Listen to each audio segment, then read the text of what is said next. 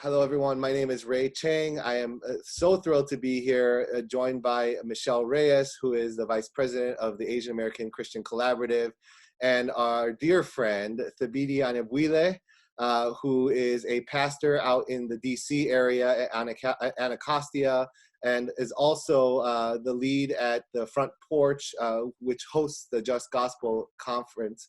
And we're just so grateful to be able to spend this time together. Thanks so much for being with us, Thabiti. Brother, it's an honor, man, to talk with you guys today, and thank you for having me. Yeah, no, we're so thrilled to have this conversation.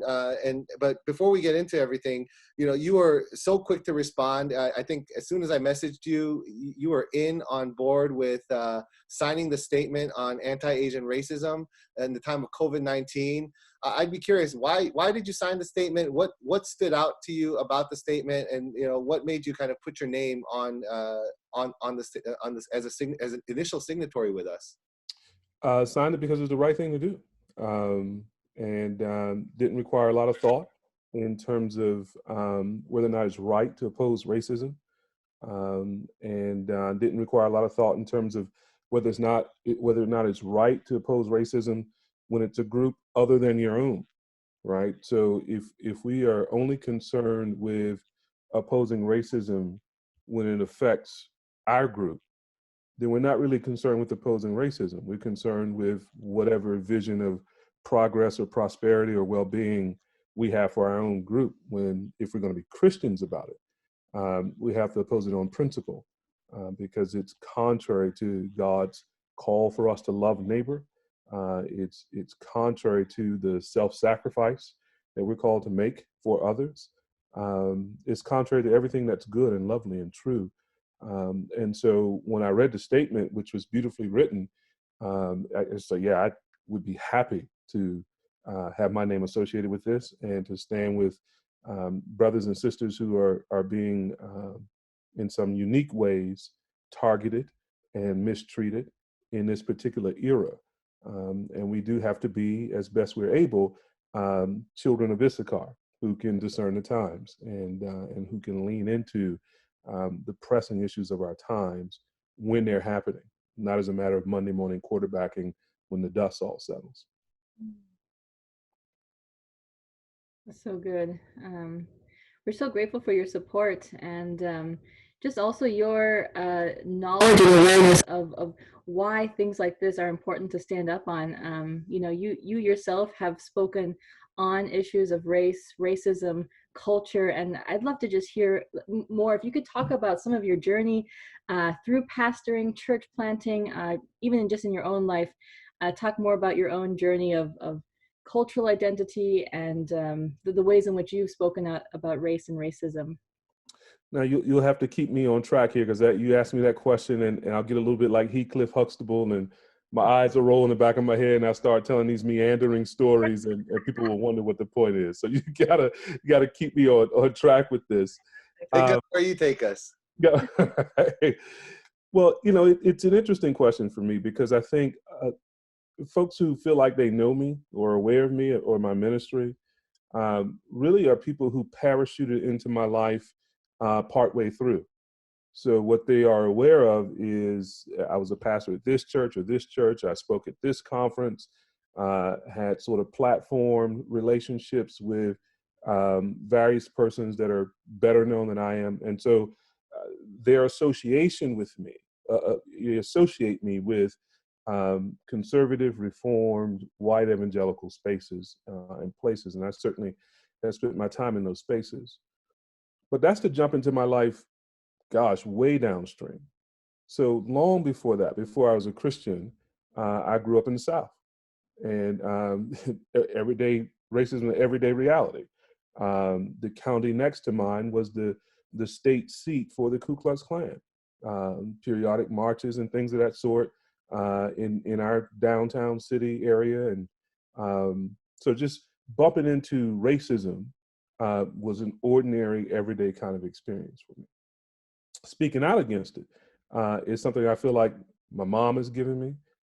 My grandfather, a World War II veteran, has given me since he came back from the war to face immense racist opposition and had a certain pride and dignity and a certain insistence that the country was his too.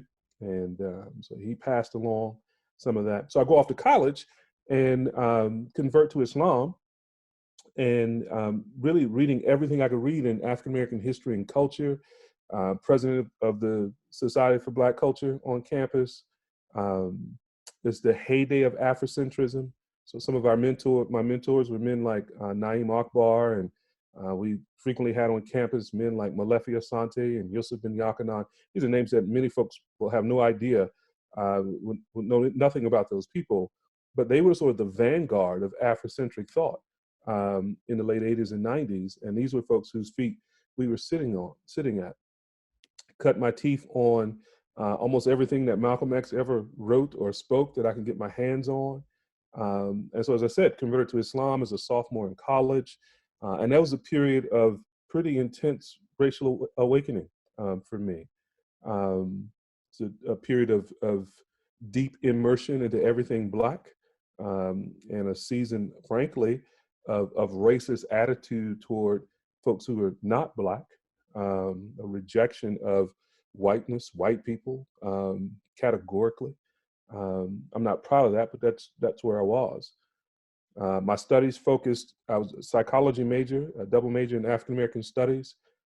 So my studies focused on Black psychology, Black history, Black culture. So that was the deep frying experience for me before being converted. So the biggest surprise in my life is that the Lord saved me.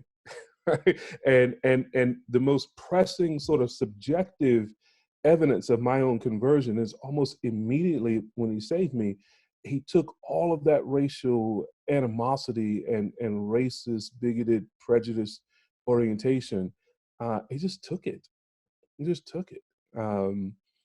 And so when people then sort of meet me after conversion, they meet a very different person than much of my sort of young adult, early adult life, much of who I had been prior to that. Now, what doesn't change a great deal across that 30 years or so is my basic sense of sort of outlook with regard to racial justice and racial equity, my basic outlook on sort of political approaches to pursuing those things. Those things kind of take a second seat to Christ. And the Lord called me to preach the scriptures, to preach the gospel. So they then begin to be reshaped by the scripture and the gospel, but they don't vanish. And so it's not until coming back to the States in 2014 to plant the church, just a month or so after Michael Brown was killed in Ferguson and all that went on for that, it's not until that window of time that these things come sort of pressing back into my own life in a fresh way, because I'm back in the States, back in the inner city of the States. I've got a son who's about 7 at the time, who's never lived in the States and does not understand the racial script of the country at all. And so I'm having to think about these things as a fresh way as a parent, and think about these things a fresh way as a pastor, and am convinced that the gospel and the scripture has a lot to say about the things that are plaguing communities when it comes to race, racism, bigotry, injustice, and so on. And so that voice that had been, I think, fairly quiet for the 8 years or so, 10 years or so that I was in the Cayman Islands, whole different kind of cultural context, all of a sudden came to the fore in 2014, coming back to this context and the racial narratives that define this context. That's so good. Well, first of all, as you're speaking, all I see is this beautiful beard and this beautiful white hair in our quarantine. What Michelle called it before, I call our quarantine hair. And so I feel like I'm just a giant black Q-tip, but you're shining through so beautifully. If somebody doesn't send me a barber suit, I'm going to sit here turning to Black Santa Claus, for real. You know what? But you're being faithful by staying in. You know, we can sacrifice our haircuts. So I'm appreciating the radiance of the beard and the hair. But you know, one thing that there's 2 questions I want to ask. The first question is that it seems like, you know, when you came back to the States and you were engaged back in American life, the issue of race and racism was something that you couldn't avoid, even if you tried. I mean, you're talking about your son, and I know the stories that so many of my friends have shared, that they have to have the talk with their kids, when they go into a store, when they just go outside. Hey, make sure that you are not wearing your hoodie if you're wearing, with the hood in your hoodie, or make sure that your hands aren't in your pocket, or make sure that you smile to people. And that's something that continues to be the case even today. But one of the things that stuck out to me is that you had there was a worldly approach to addressing issues of racism. And then now you're also talking about a Christian approach. What's different and what's similar about the two? Yeah, that's a very good question. Thank you for that. I think what's similar is a lot of the analysis that goes into the questions, builds on the same foundation. So I believe in common grace, and through common grace, we come to know something about God's world, really and truly. So I'm not one of those who would throw away sociology or throw away history or throw away psychology and paint it all under the banner of ideology or some such thing. We really do know things apart from the scripture, and so I think a lot of that fuel for analysis, a lot of that data, is kind of commonly shared, or can be, whether you're a Christian or not. What's different is, I think if you're a Christian, you have to be redemptive. You have to sort of understand that there's an arc in the universe that really does bend toward justice, really does bend toward righteousness, that arcs its way through the cross toward justice and righteousness. And so we can't lose sight of the cross if we're going to do this in a distinctively Christian way. If we're going to do this in a distinctively Christian way, there are also some other things that can't be a part of our response. Vengeance, for example, is not an option open to us. So we've got to be redemptive without being vengeful. Hopelessness might be an experience, and one that I've certainly had, but it can't be a principal commitment. This is what makes us distinct from a Ta-Nehisi Coates, who is, principally committed to hopelessness, a kind of despair, a kind of nihilism and an atheism that cannot fundamentally be reconciled with the Christian's experience of God, of redemption, of resurrection hope, of the cross, and of the new creation.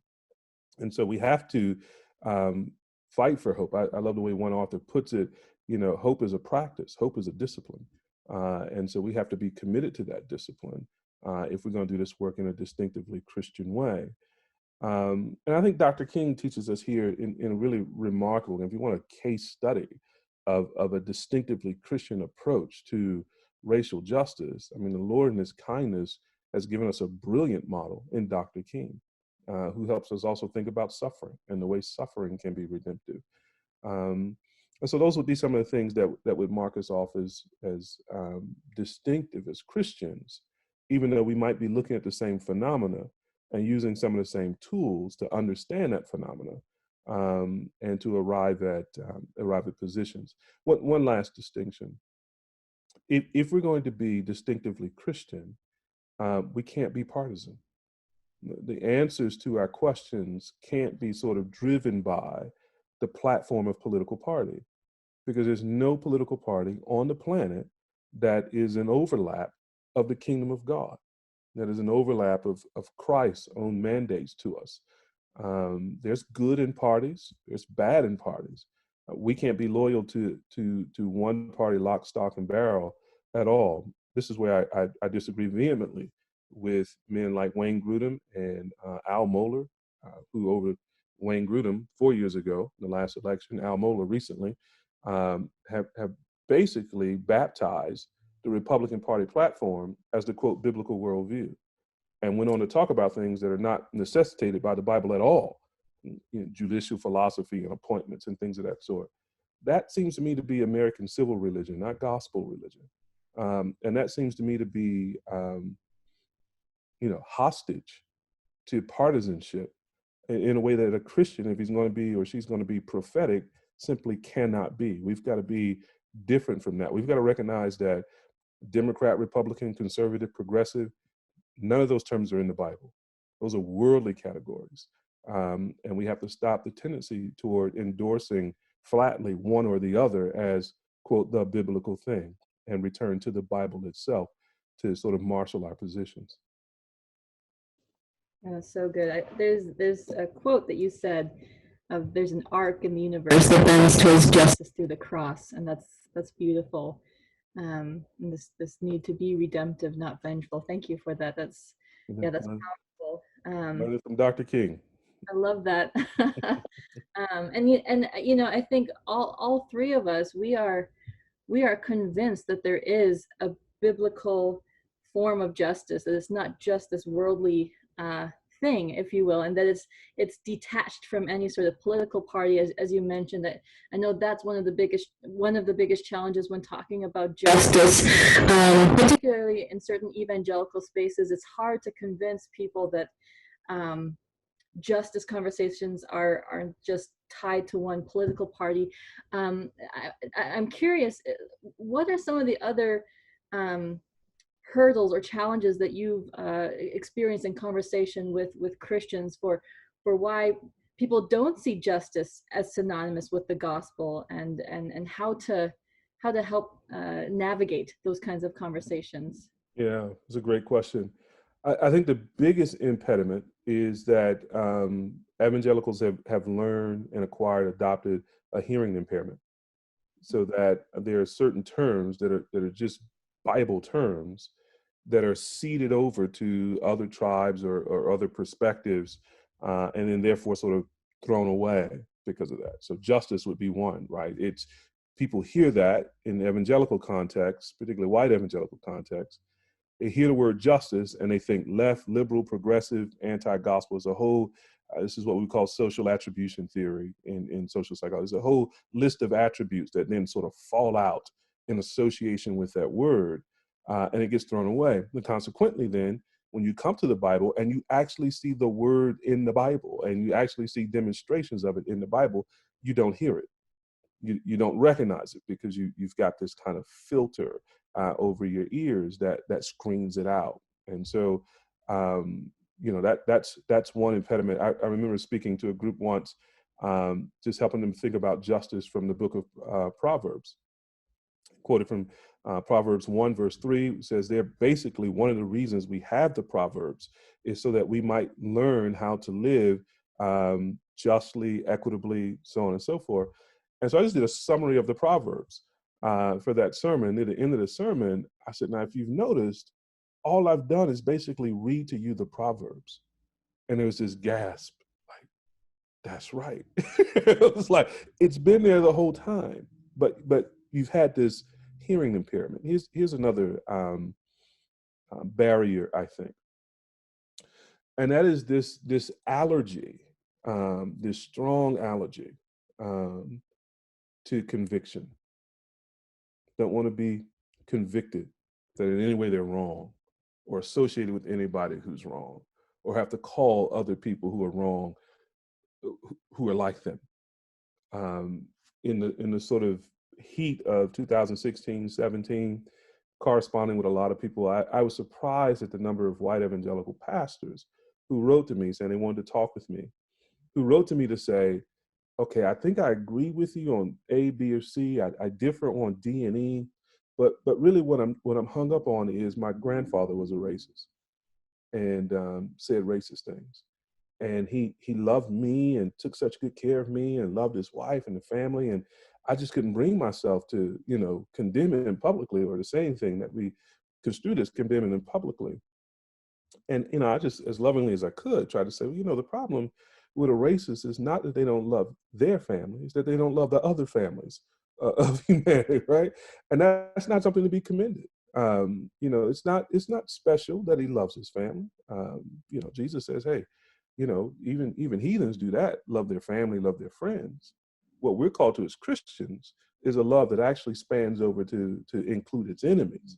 Now, if you're a Christian pastor, that's what you need to represent, even if it means some critical comments toward family members and others. So there's a kind of affinity for tribe, family, so on, that gets in the way of just a more stark and bold honesty about the problems that are out there. Last thing, and many other hindrances, I find that there are a lot of folks who don't then want to pay the cost of justice. They love mercy. Mercy means we get to be a little bit more like the Savior, and we get to decide what we're going to dispense to others who are, quote, in need of our help. But justice obligates us. Justice calls us to pay some costs that we wouldn't necessarily pay, just left to us and our sort of benighted sense of benevolence. And so the call of justice, which would, require repentance and restitution and restoration, the loss of place and privilege and power, and any number of other things that people are just accustomed to through long centuries of practice and history and policy. There are just a lot of folks who do not wish to face the cost of living right and doing right and making things right.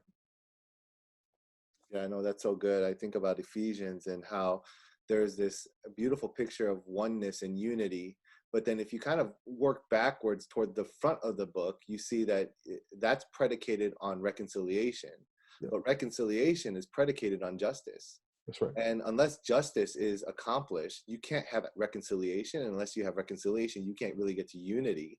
Yeah. And and I've been loving what you're saying. I think one of the things you're talking about in terms of loving your enemy, how do you do that when there's power balances, right? And so what does the Christian call, let's say that if you are in a position where you're trying to call in, a church or an organization or an institution or a movement to stand for justice and stand for righteousness, but there's a power balance, whether it's racial or ideological.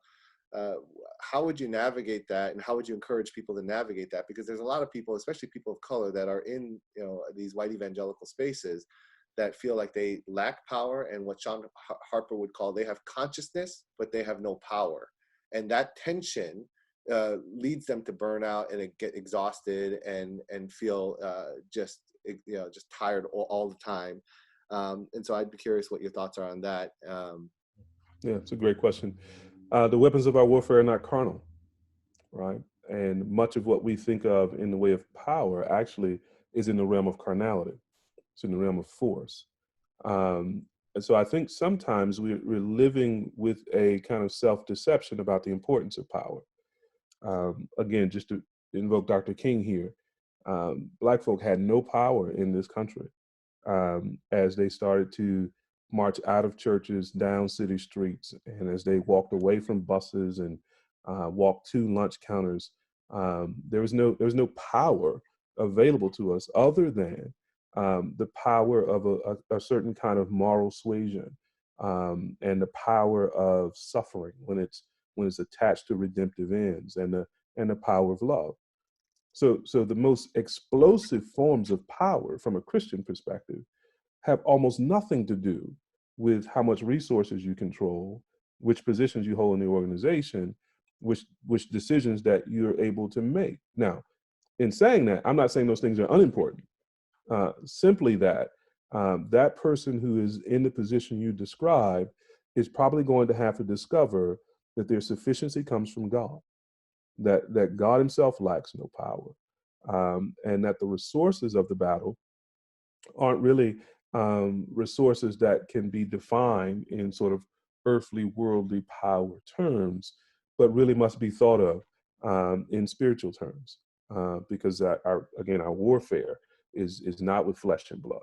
We're wrestling with principalities and powers and things of that sort. We're wrestling with spiritual forces, and I think much of what we are contending with when we talk about anti-racism work is precisely that: is spiritual strongholds. It's darkness having gotten a toehold in the world, in the lives of individuals, in systems, and sometimes in churches. And that comes out by prayer and fasting. That comes out by other means than the naked exercise of power, the brute use of force. And we got to be careful with power. It's a two-edged sword. Very few people can be trusted with it. And most of the time when people think they're wielding power in the name of justice, when they achieve whatever their goals are, they find themselves too unable then to turn the sword back on themselves, and to sort of think about justice now from the position of power, of influence, and so on. So I actually think this is an area of great and subtle temptation, temptation both to sort of leave the resources that we have in Christ, and temptation to a kind of vengeance, and temptation to a kind of worldly exercise of power. So if we're Christ's disciples, we don't lord it over others. We are among them as those who serve.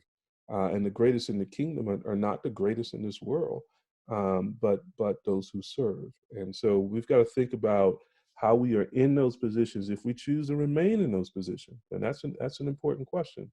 We've got to think about how we remain in those positions as those who serve, and how we draw power from Christ and the resources of the gospel, and how we look to sort of exercise a kind of spiritual and moral suasion that helps people grow in conformity to Christ, not just sort of move around the marbles, and arrive at different sort of sharing agreements. Yeah, so good. I think kind of piggybacking off of this is a related conversation about just where to even have these conversations, right? And for Christians of color, some are still navigating within predominantly white evangelical spaces. Some are wanting to start their own spaces, right? This is a conversation that we've now been having for a few years, predominantly so. And you've kind of been on both sides, right? And you've been involved in the Gospel Coalition and T4G, but you've also founded the Front Porch and the Just Gospel Conference, which my husband attended last year and was so encouraged by. And was just wondering if you could tell us more about that, but then specifically about Front Porch, Just Gospel Conference, and sort of your vision for those spaces. Yeah, I think we have to do this work from a lot of different spaces, a lot of different platforms and positions. And I don't think everyone is called to the same place and space, or that people are called to sort of the same place over the whole arc of their life and career. Their seasons to life and seasons to ministry. And so I think what's probably important is that persons are clear in their own mind about what they're choosing in terms of where to be and where to insert their voice, and clear in their own minds about the costs of that and counting those costs, and about the strategies that are appropriate for those places. So at least from the African American experience, we have always had this conversation in the community between, let's say, a Du Bois and a Garvey, or a Du Bois and a Booker T. Washington. It seemed like Du Bois lived so long, he was arguing everybody who ever came along the scene. So, there's always been this conversation about how best to strike at equality. Do we need to be accommodationists like a Booker T. Washington and gradualists like a Booker T. Washington? Do we need to be integrationists and insistent like a W.B. Du Bois? Or do we need to be more separatist in our orientation, like a Marcus Garvey and his Pan-Africanist movement? And so we've had those examples of the conversation just throughout the history. You come down to the 60s, 50s, and 60s. That iteration is Malcolm and Martin, right? Do we need to have the separatist orientation of the Nation of Islam and Malcolm X, or do we need to have the integrationist, non-accommodationist orientation of Martin King?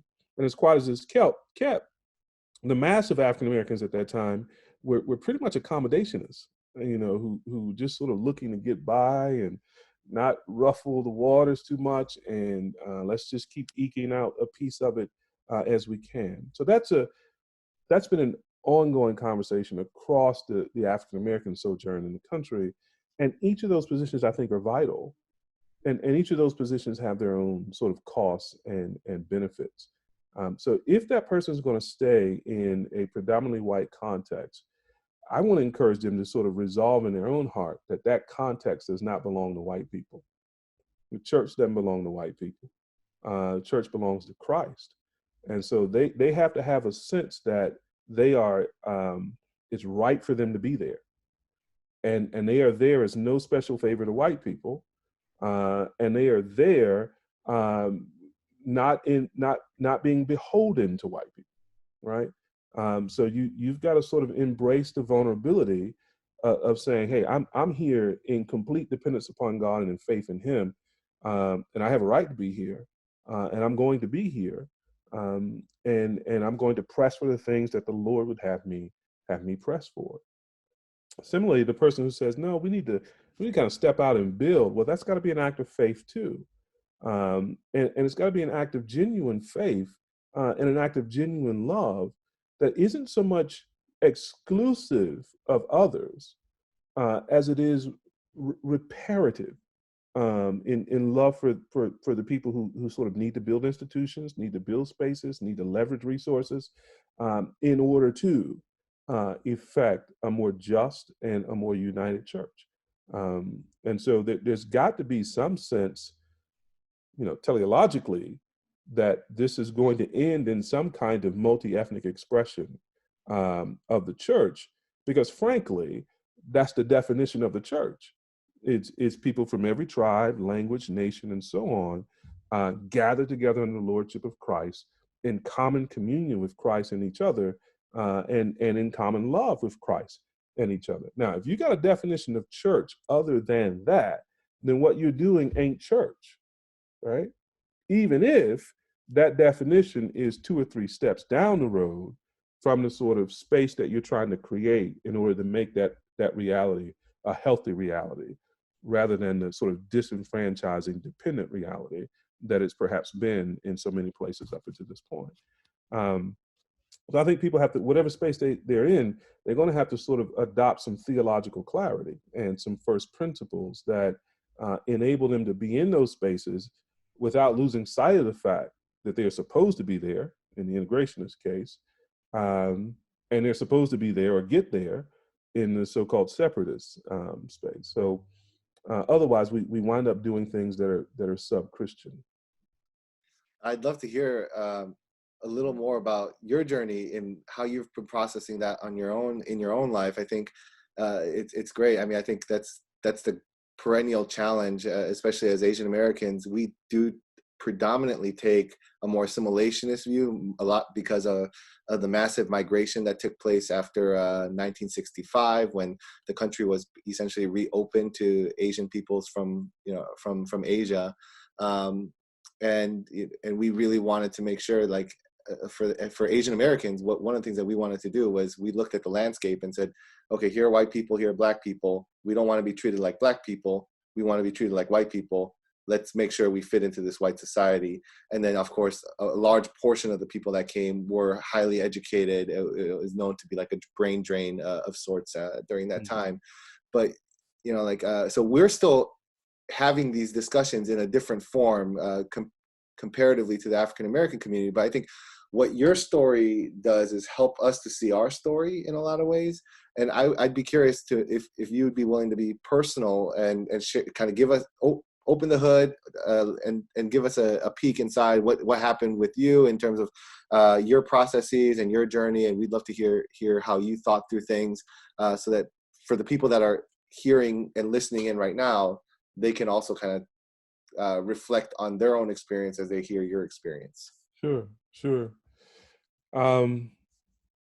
I think the way I would describe it is I moved from being as a non-Christian, a nationalist, a Black nationalist, a Pan-Africanist, an Afrocentrist in my orientation politically and culturally, to meeting Jesus and having him sift all of that in light of his redemption and his cross.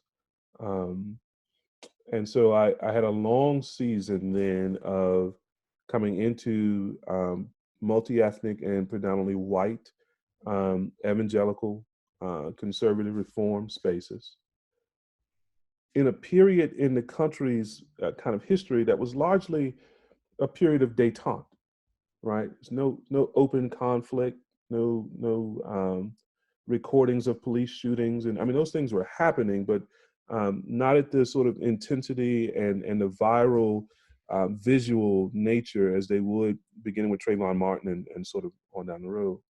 So a good bit of my span of Christian life is lived in a period where there's no outward sort of naysaying to diversity and multi-ethnicity, and people are generally positively inclined to say that's a good thing. And absent conflict, what was happening was a lot of assimilation into those predominantly white contexts, right? Very, very little to almost no movement of white Christians into predominantly Black context or into predominantly Asian context. It's sort of one directional. And though I wouldn't have spotted it as clearly at the time, I think in that period of détente, there's this sort of tacit assumption that to be in those spaces and to be pursuing unity in those spaces and to be quote unquote orthodox or conservative, choose your term, well, that was being confounded with sort of conservative political ideology, not just conservative theology, conservative political ideology, and be confounded with Republican sensibilities and Republican orientations, which I didn't share. But again, there's no open conflict about those things for much of that time. I moved down to the Cayman Islands in 2006. That's my first time living abroad in a sort of international context. That while it was in some ways close to the United States, was not politically or culturally oriented to the States. It's oriented to the UK. It's a British overseas territory.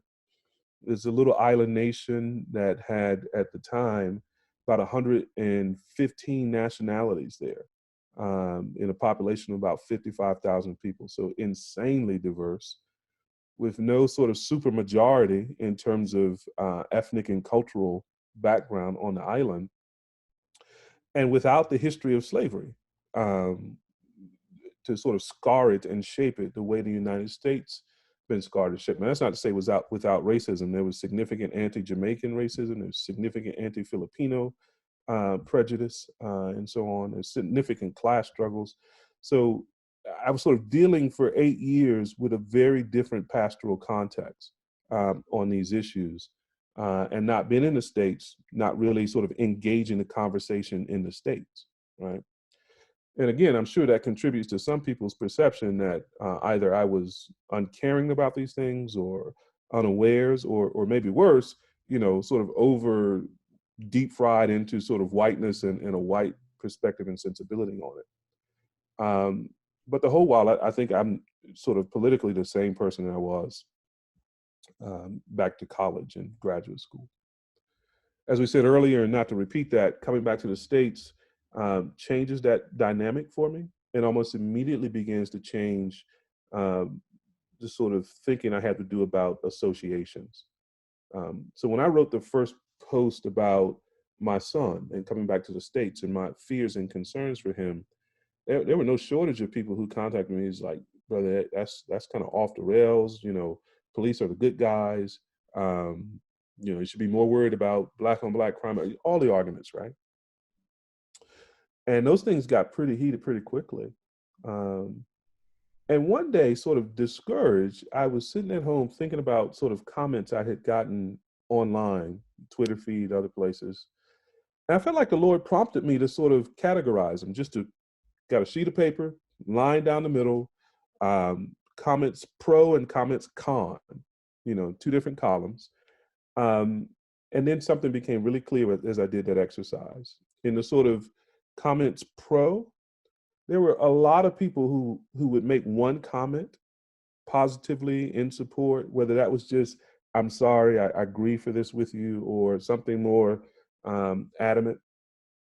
But they would make one comment and move on. So if there were 15 people, who did that, there'd be one person in the negative column who would make 15 comments though, right? And so what I had was a perception that group was larger and that the opposition was stiffer and stronger and more vehement than it really was. And frankly, when I started to peer at that a little bit, I realized that most of the folks in the negative column, they all had the same zip code. They all were coming from Southern California, in one particular institution, the church in Southern California. You know, so I realized that I didn't have an evangelicalism problem. I had a fundamentalist problem. That there were fundamentalists traveling in evangelical circles, attempting to be influential in evangelical circles, importing fundamentalist sensibilities and frankly backwardness on these issues, and that it would be really easy to confuse those two things. And so I've been trying to sort of tease out in sort of spaces where both of those groups, sort of evangelicals and fundamentalists, have been cohabiting. I've been trying to sort of back out and sort of tease out the difference, because I don't have time for fundamentalists. They don't want to be persuaded. They don't wish to be engaged. They're convinced of their perspective, and may the Lord give them grace and make them better than they appear to be to me, right? Among evangelicals, there are evangelicals with whom I have, you know, near complete agreement theologically, and pretty complete agreement, or a lot of agreement on these sort of social and political issues. That's the herd I want to ride with. That's the group I want to ride with. And so that's meant sort of pulling back from groups that I have been, you know, pretty significantly involved in earlier in my sort of pastoral ministry and career, that I may still have great theological agreement with, but they're at least ambivalent, and sometimes, you know, they express some antipathy toward issues around justice and those things. Well, may the Lord bless them too, but I'm on the back nine. I don't have time to sort of be doing people's remedial education and trying to help them get up to speed. In point of fact, when I'm in those rooms, if they're talking about a theological topic that seems new to me, they don't do remedial education for me. They say, hey, here are a couple of book recommendations, go read, catch up, then come have the conversation. Well, that's precisely how I feel on these issues. I don't want to spend any time proving to people that racism exists. What kind of foolishness is that? Or proving to people that it's a Christian responsibility to oppose it. Bible's just very clear about that. If you're stuck there, I'm sure there's some good brothers and sisters out there who will help you. I just don't have the time for it. And so I just want to be involved in a constructive project toward gospel proclamation and gospel justice, toward advancing the church, and doing that in a community that's predominantly Black and brown. And so that means for me moving out of evangelical spaces that, I mean, I think the best way I could characterize it would be happy to see the gospel in Black and brown communities. They're just not going to take it there, right? And they're not going to sort of do the work, the reparative, constructive work that's necessary to see healing. I mean, sort of gospel wholeness in really broken communities broken by hundreds of years of systemic oppression and injustice and indifference. So we got started, Lewis Love, Tony Carter, and myself several years ago with the Front Porch. We began to sort of speak into the context that we care about and are aiming for.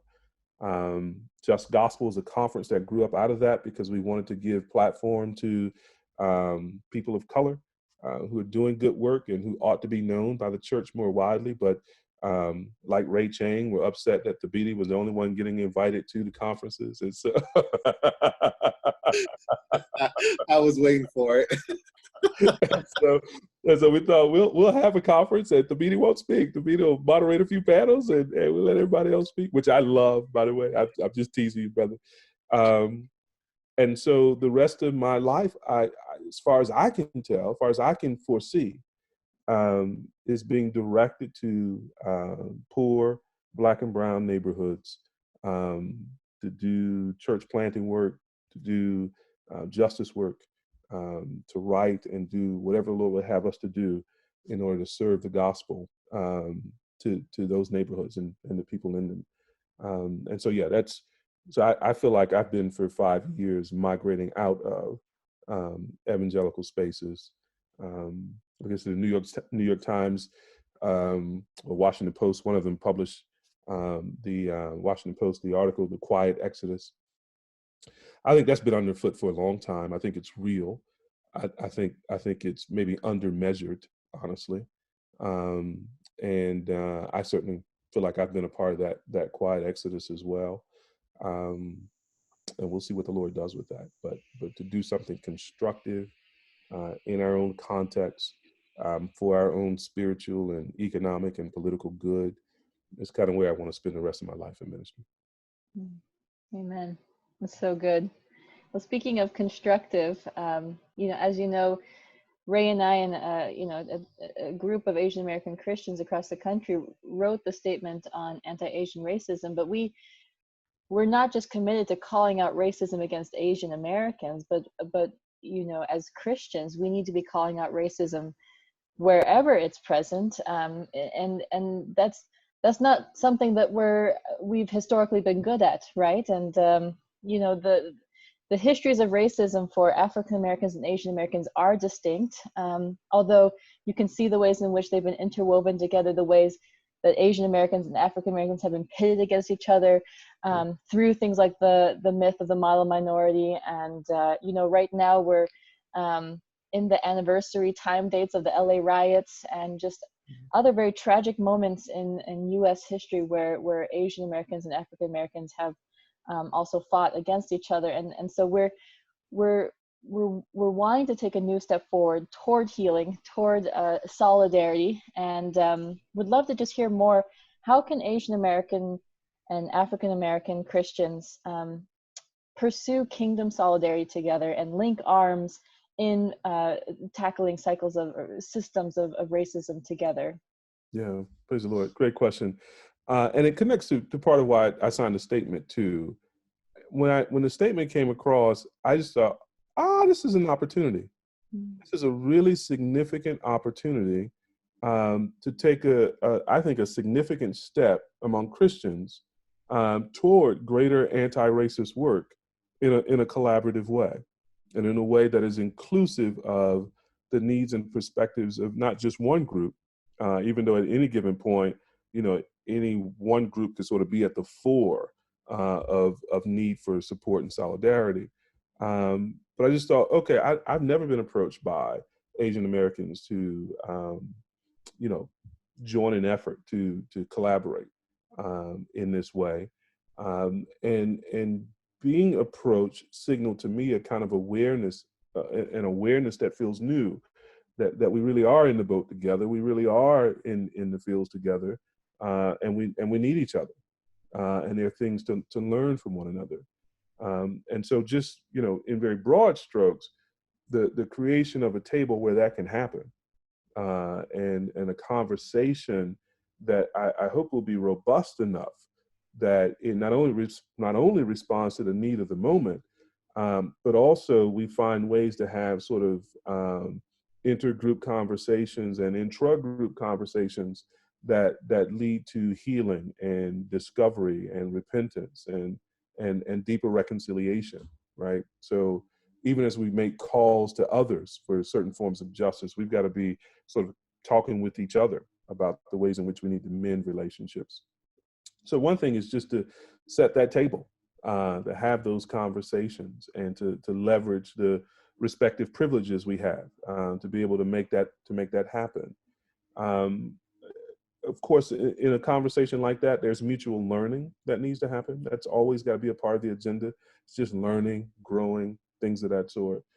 Ray, you mentioned a moment ago some of the country's immigration policies, anti-Asian immigration policies. I would wager 99 out of 100 African Americans don't know that history. Just are unaware of that history and how it affects the shape of immigrant communities even today, and the experience of immigrant communities even today, and the shape of the wider culture's attitude toward Asian people, and so on. So that's got to be exchanges. Those have got to be the kind of exchanges that we have that enrich our solidarity, that enrich our understanding, and inform strategy.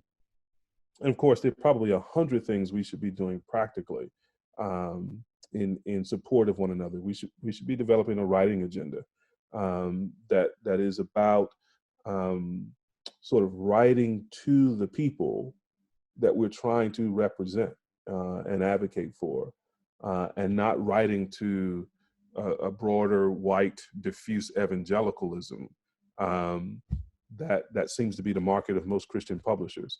And so not only should we be writing, but we should be creating some publishing ventures that have that particular audience in mind, and that works really hard to figure out ways to get in that audience the sort of resources that we need. There are probably things that we should be cooperating on in the way of organized protests, whether it's things like the statement and sign the statement, or whether there are other forms of protests that we need to be engaged in, and various kinds of resource sharing.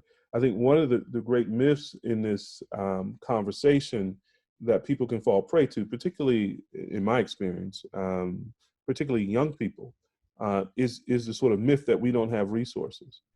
That's not true.